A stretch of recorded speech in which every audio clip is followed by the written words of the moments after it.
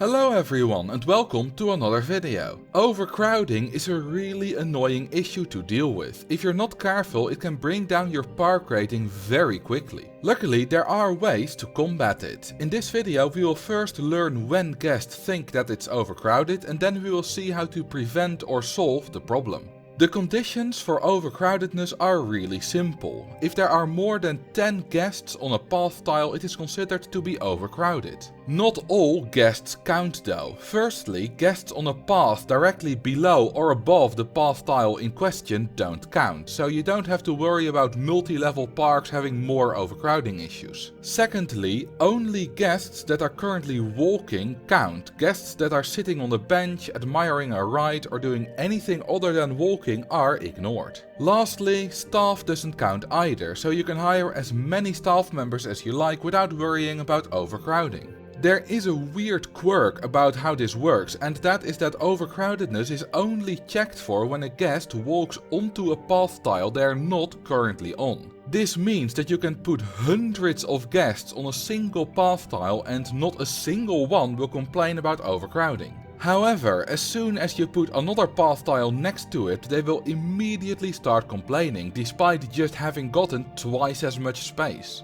When a guest walks onto an overcrowded path tile, there is a 1 in 3 chance that they will get the thought that it is very crowded. This is paired with a small reduction of their happiness, and that is why overcrowding kills your park rating. Overcrowding itself doesn't lower it, but the average guest happiness is a very large part of your park rating, and overcrowding lowers the happiness. A few overcrowded tiles here and there are not an issue, but if you have a lot you will notice the impact really quickly. I tend to notice a decrease in park rating when about 20% or more of the guests in my park think it's overcrowded.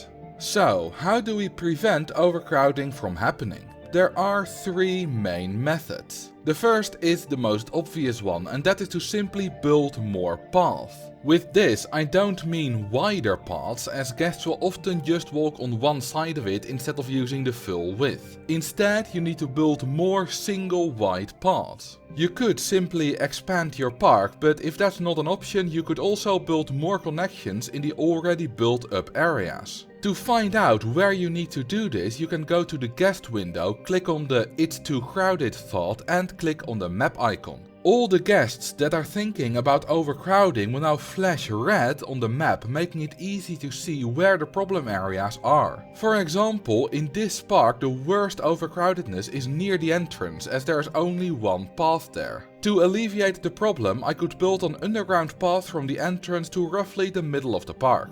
If you really want to, you can use fences to build 2 single paths right next to each other, which uses the same amount of space as a double wide path but works much better. Just look at the difference. The double wide path has one side almost entirely empty, while the 2 single paths are both used about equally. A new ride can also cause overcrowdedness. Sometimes a newly opened roller coaster will attract so many guests that the paths just cannot handle it. I once lost about 1,000 guests from opening a new coaster, as the overcrowdedness made them unhappy, so they went home. You can use this to your advantage if you have some empty space left. If one area is overcrowded, building a big new coaster in a quiet or completely new area could redistribute the guests and solve the problem. The second way to combat overcrowdedness is to build more rides, especially with longer queue lines. If your guests are queuing for a ride instead of walking on the path, they can't contribute to overcrowdedness. You do have to be wary of the issues that long queue lines can cause, and it also doesn't work very well in parks where you charge for the rides, as guests stuck in queue lines aren't making you any money. It does work perfectly well for parks where they pay for the entrance though. I used this trick in Quantum's Edge, one of the hardest scenarios ever made.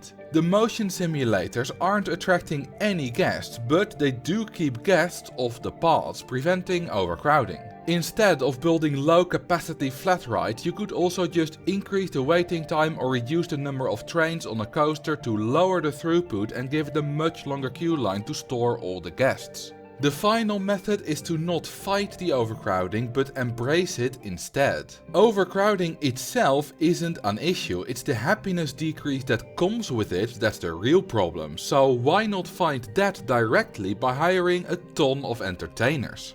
This park has 3,500 guests and more than 1,000 are complaining about overcrowding, yet the park rating is still a perfect 999. This is because there are 130 entertainers constantly brainwashing the guests to be happy. That is of course very expensive, but if you have the money it absolutely works wonderfully. Usually you will use a combination of multiple methods to deal with overcrowding. More paths and rides are always useful, and the mere act of building a new area of your park is using the first and second method already. You also don't need to go hardcore on entertainers to get some benefit from them, just a few around a busy area already helps a bit. If you have any more tips for battling overcrowding, please leave them in the comments below. To learn more about how entertainers work, you can click here. Thank you all for watching and I will see you in the next video.